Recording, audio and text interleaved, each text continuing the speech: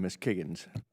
Thank you, Mr. Chair. I have the privilege of representing Virginia's 2nd Congressional District, so home to the East Coast Navy fleet.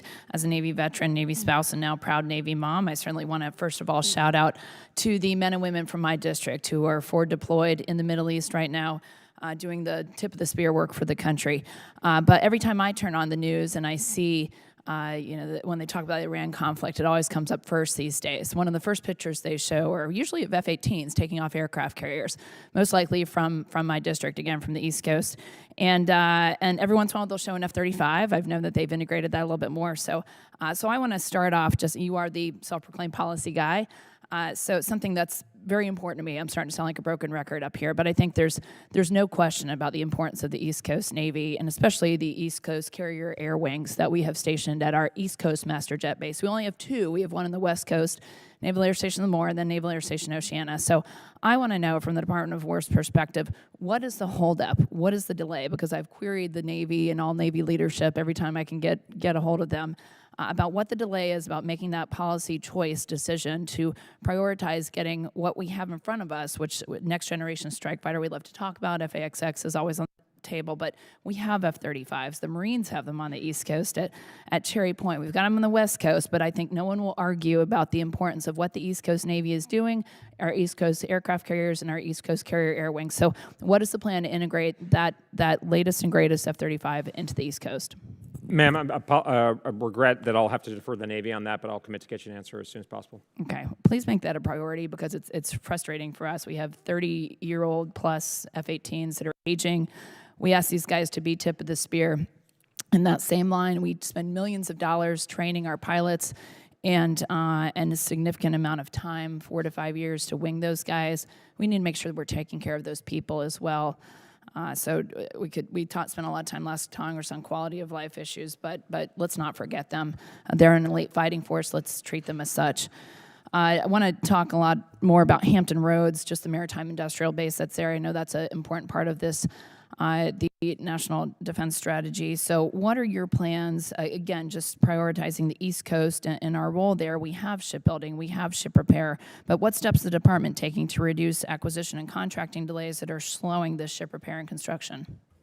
Well, thank you, ma'am. This is obviously not so much in the policy lane, but I can say from the leadership of the department and from the president, we are working very, very hard to try to get better output from our defense industry and reduce red tape in the Department of War, including, for instance, on FMS reform that's happened that we were all part of. But I think the frustration about that is felt throughout the administration and a real urgency to try to rectify the problem.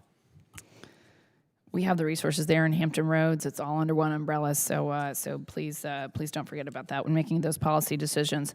And I know that the USS Ford is currently on a deployment that it could extend even up to not 10, 11 months. So I just want to know if you have any insight into what the Navy, when they're extending deployments like this, because current carrier force levels are insufficient to meet global demand signals, what risks do longer deployments pose to these readiness, maintenance cycles, and sailor retention? Ma'am, I defer on that to the Navy and the Joint Staff, but I think we're very conscious on honoring and supporting our war fighters and also making sure that our forces are ready. How often do you get to sit down with Navy leadership? Because it sounds like you're not communicating with them a lot. Pretty frequently, but more on sort of strategic issues. Again, just to reiterate, I mean, I sort of know my role and what my role is, and I'm not the one trying to tell the Navy how to do their business. But I've sat down with Admiral Cottle and Secretary Phelan on a range of strategic guidance documents, on the AUKUS review, and a number of other issues. But I'm not trying to tell them how to manage, the aircraft carrier readiness schedule and that sort of thing. Can I ask who is the one trying to tell the Navy how to do their business? I don't know. Okay, I'd like that name, please, when you get a chance. Switching gears a little bit in my last remaining seconds, talk about munitions capacity and Ukraine support. The war in Ukraine, Operation Epic Fury in Iran have drawn heavily on U.S. precision munitions and air defense interceptors. Has the department increased production of key munitions such as artillery shells, air defense interceptors, and long-range missiles over the past year?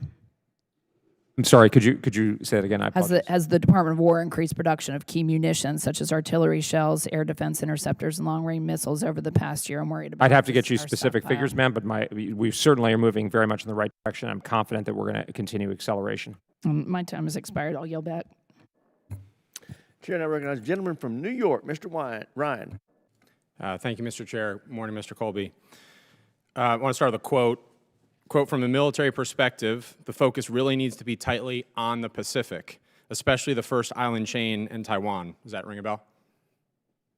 Rings a bell, sir? That was you.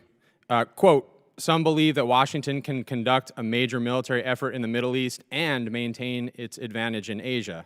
That's a self-comforting delusion.